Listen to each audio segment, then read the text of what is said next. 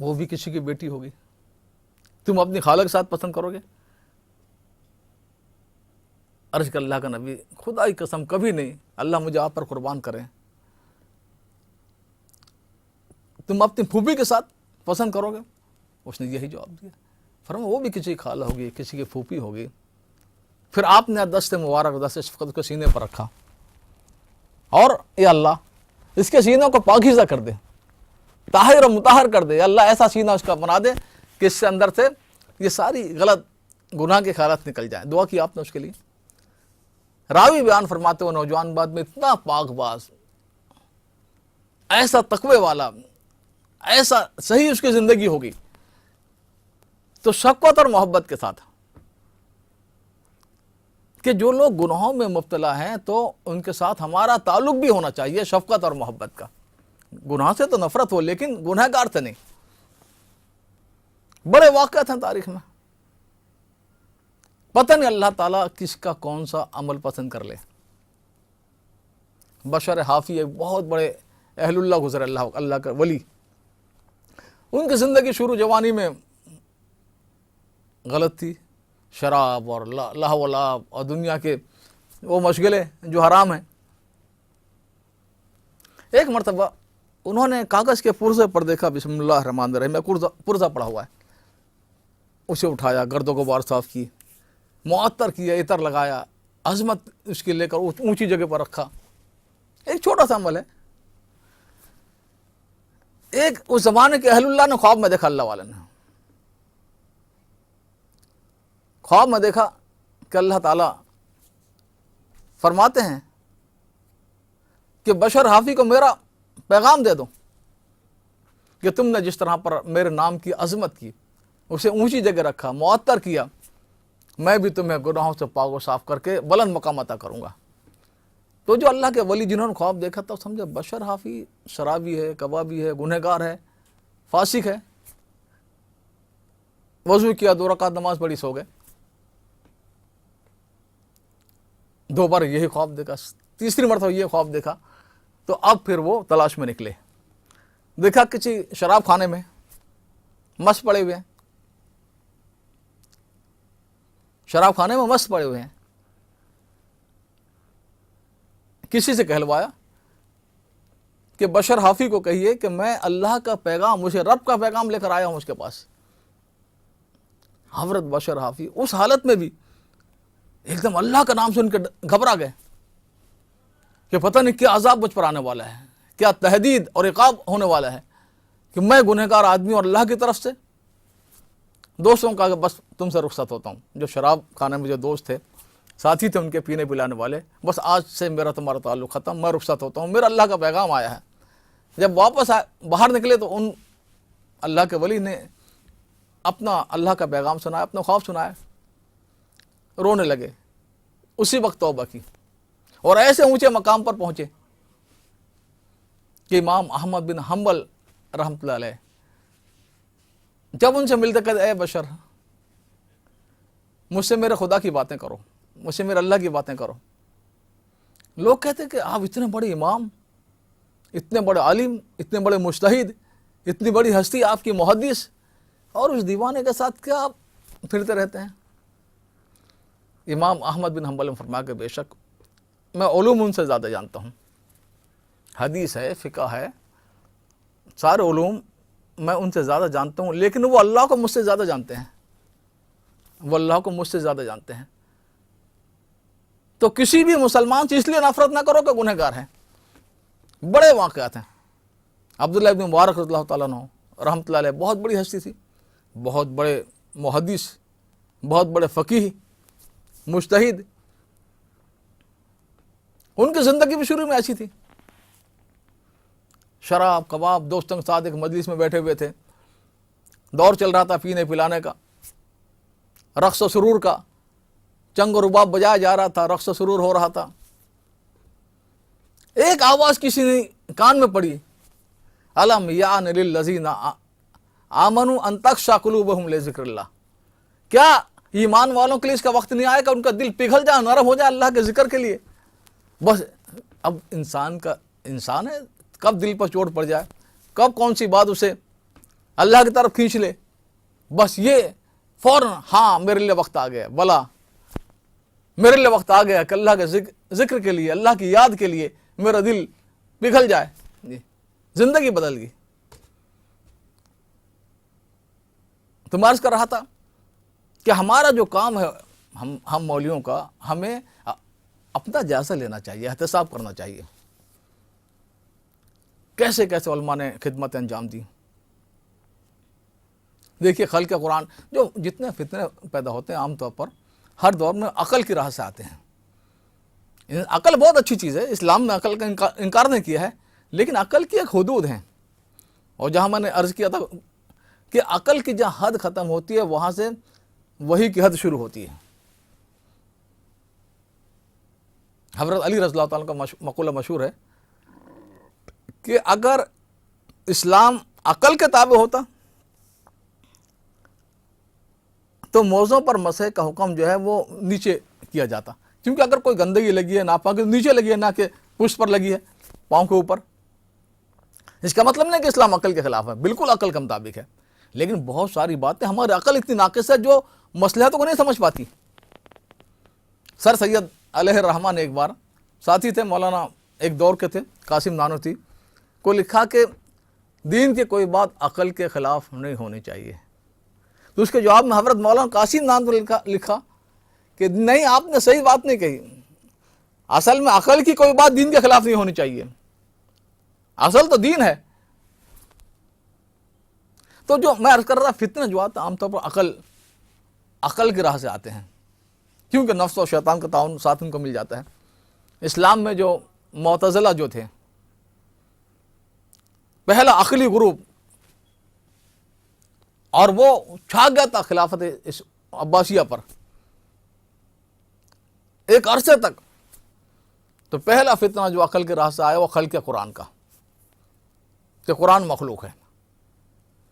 ہم بھی جانتے ہیں، آپ بھی جانتے ہیں، لیکن اہل اللہ جو علماء تھے محدث، ان کو خطرہ تھا کہ قرآن کو مخلوق قرار دے کر کہیں یہ جو سلاطین جو ہیں، یہ خلافت اور بادشاہ جو ہے، یہ کہ قرآن میں بھی اپنا کھلونا نہ بنا لے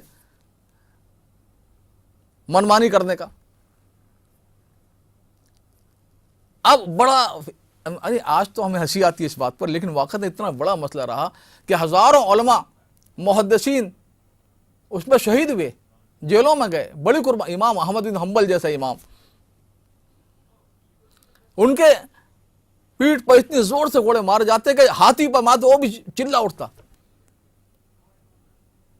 خلق قرآن کا مسئلہ، لیکن اللہ تعالیٰ نے، علماء نے قربانی دی۔ ایک ایسے ملک شام کے عالم، ایک چھوٹی بستی کے رہنے والے، ان کے ذریعے اللہ نے اتنے بڑے فتنے کو جو تقریباً 70-80 سال تک چلا، اللہ نے ختم کیا۔ کسی جگہ پڑھا تھا، ایک عالم ہے غالباً صالح بن علی ہاشمی ان کا نام ہے، ان کے حوالے سے کہ معتصم باللہ خلق قرآن کا بڑا دائی، پھر واسق باللہ خلفائے بنی عباس میں، تو محتدی باللہ جو تھے ان کے بعد، تو صالح بن علی ہاشمی ان کے دربار میں تھے، دیکھا کہ وہ لوگوں کی فریادیں سن رہے ہیں، احکامات صادر کر رہے ہیں، ان کی تکلیفوں کو دور کر رہے ہیں، کوئی نہیں آ سکتا ان کے پاس، اس کی عرضی سن کر اس پر فیصلے دے رہے ہیں۔ تو یہ غور سے ٹٹکی باندھ کر دیکھ رہے ہیں اس کو، خلیفہ کو، اور جب وہ ان کی طرف دیکھتا تو نگاہ نیچی کر لیتے ہیں۔ جب یہ دربار ختم ہوا، فیصلے کرنے کا جو وقت تھا، وہ مسجد جو بنی ہوئی تھی محل میں، اس میں چٹائی پر آ کر بیٹھے، کہنے لگے اے صالح، آپ کچھ کہنا چاہتے ہیں مجھ سے؟ میں بتا دوں آپ کیا کہنا چاہتے ہیں، بتا دیجئے کہ میری یہ مجلس آپ کو اچھی لگی۔ تو صالح نے کہا کہ واقعی مجھے بہت اچھا لگا جب آپ مسلمانوں کی داد رسی کرتے ہیں، ان کی فریادوں سن کر ان کی تکلیفوں کو دور کرتے ہیں، احکامات صادر کرتے ہیں، مجھے بہت اچھا لگتا ہے، لیکن کاش کہ آپ اپنے باپ کی طرح پر خلق قرآن کے مسئلے میں آپ کا وہ عقیدہ نہ ہو قرآن کے مخلوق ہونے کا۔ تو محتدی باللہ نے کہا میرا بھی یہ عقیدہ تھا، ایک عرصے تک تھا، میرے باپ واسق کے دربار میں ملک شام کے عالم لائے گئے زنجیروں میں جکڑ کر، اور جو بہت بڑا معتزلی عالم تھا احمد بن ابی داؤد، بڑی تکلیف اس نے اہل اللہ کو، محدثین کو، علماء کو دی ہیں. بڑا مناظر تھا، لسان تھا، بڑا بولنے والا. جب خلیفہ نے واسق باللہ نے کہا، ان شیخ نے آ کر سلام کیا اور دعا دی، تو واسق باللہ جو ہے اس کی نظر تھوڑی جھک گئی. ایک خوبصورت چہرہ ان کا، نورانی سفید داڑھی. شام کے لوگ بہت خوبصورت ہوتے ہیں اور بڑے انوارات آج بھی ان کے ملک شام جیسے لوگ میں نے آج دنیا میں کہیں نہیں دیکھے. ان کا علم جو ہے بہت احسان کے ساتھ ہے، تصوف کے ساتھ ہے، اللہ سے تعلق اور تقوی کے ساتھ ہے. تو خلیفہ نے کہا کہ ہمارا جو عالم ہے احمد بن ابی داؤد سے آپ مناظرہ کرو. تو ان عالم نے کہا کہ امیر المومنین، یہ آپ کا جو عالم ہے یہ مناظرے کے موقع پر بہت حقیر، کمزور اور ضعیف ثابت ہوتا ہے. واسق باللہ کو غضبناک ہو گیا. کیا کہا؟ میرا دربار کا اتنا بڑا عالم اور وہ حقیر ثابت ہوتا ہے، بے حیثیت ثابت ہوتا ہے، ضعیف اور کمزور ثابت ہوتا ہے. آپ تجربہ کر لیجئے، آپ کے سامنے میں سوال کرتا ہوں. ان عالم نے کہا کہ بتائیے، آپ جو دعوت دے رہے ہیں قرآن کے مخلوق ہونے کی، کیا یہ دین کا بنیادی عقیدہ ہے کہ اس کے بغیر دین مکمل نہیں ہوتا؟ اس نے کہا ہاں، یہ بنیادی عقیدہ ہے. کیا رسول اللہ صلی اللہ علیہ وسلم نے اس کی دعوت دی تھی؟ وہ خاموش ہو گیا. اگر دین کی بنیادی عقیدہ ہے تو نبی کو دعوت دینی چاہیے تھی، نبی نے دعوت دی تھی. وہ خاموش ہو گیا. تو ان بزرگ نے واسق باللہ کا دیکھیے ایک بات ہوئی. دوسری بات اس سے کی، قرآن نے کہا الیوم اکملت لکم دینکم، میں نے دین کامل کر دیا، پورا دے دیا. تو اب ہم اللہ کی بات مانیں کہ اس کی بات مانیں؟ قرآن میں تو ایسے اس عقیدے کا کوئی ذکر نہیں ہے اور نہ قرآن نے دعوت دی ہے، تو اللہ کی بات مانیں کہ اس کی بات مانیں؟ پھر وہ خاموش ہو گیا. کہنے لگا امیر المومنین نے دوسری بات. تیسری بات، قرآن نے کہا حضور اکرم صلی اللہ علیہ وسلم کو، یا ایھا الرسول بلغ بما انزل الیک فإن لم تفعل فما بلغت رسالتہ. اے میرے رسول، جو کچھ ہم نے آپ کو نازل کیا ہے، پہنچایا ہے، وہ لوگوں کو پہنچائیے. اگر آپ نے نہیں کوئی بات بھی چھپائی تو وہ آپ نے دعوت اور تبلیغ اور پہنچانے کا حق ادا نہیں کیا. قرآن نے حضور کو، تو حضور نے یہ بات پہنچائی تھی، اس کی تبلیغ کی ہے. پھر وہ خاموش. ان عالم نے کہا واسق باللہ کو، تیسری بات ہے یہ. چوتھی بات ہے، انہوں نے پوچھا احمد بن ابی داؤد سے کہ یہ جو خلق قرآن کا مسئلہ، قرآن ایک مخلوق ہے، یہ حضور جانتے تھے نہیں جانتے تھے؟ کہ جانتے تھے، حضور کو پتہ تھا، معلوم تھا. پھر آپ نے نہیں پہنچائی، نہیں دعوت دی، تو آپ کو اس کا اتنی وسعت تھی، جائز تھا آپ کے لیے نہیں پہنچانا. اتنی سہولت اور وسعت تھی، گنجائش تھی. کہاں؟ ابو بکر رضی اللہ تعالیٰ عنہ گنجائش تھی، حضرت عمر رضی اللہ تعالیٰ عنہ گنجائش تھی، عثمان رضی اللہ تعالیٰ عنہ، حضرت علی رضی اللہ تعالیٰ عنہ، سب کے لیے وسعت تھی، گنجائش تھی. تو اگر ہمارے لیے وسعت نہ ہو تو پھر ہم تو بڑی تنگی میں پڑ جائیں گے. خلیفہ واسق باللہ نے کہا واقعتاً شیخ آپ کی بات تو صحیح ہے. اگر یہ وسعت جو حضور کے لیے تھی، خلفاء راشدین کے لیے تھی، ہمارے لیے نہ ہوتا، پھر ہمیں خدا وسعت نہ دے. خلیفہ نے حکم دیا ان کی زنجیریں کاٹ دو. اب زنجیریں کاٹ دی گئی. اب وہ خادم جو زنجیروں کو کھینچ کے، یہ بزرگوں نے کھینچی، ان عالم نے کھینچی اور اپنے پاس نے. خلیفہ نے کہا یہ کیا کر رہا؟ واسق باللہ نے کہا زنجیرہ. کہا حضور یہ میں اپنے ساتھ لے جاؤں گا اور میں وصیت کروں گا کہ میری قبر میں اسے رکھا جائے. کل خدا کے سامنے میں پوچھوں گا تم سے، یا اللہ میرا کیا قصور تھا؟ اس اللہ کے بندے نے مجھے، میرے گھر والوں کیوں پریشان کیا ایک ایسے مسئلے کے لیے؟ اب خلیفہ شرمندہ ہوا، اس کی آنکھوں میں آنسو آ گئے اور اس نے عرض کیا کہ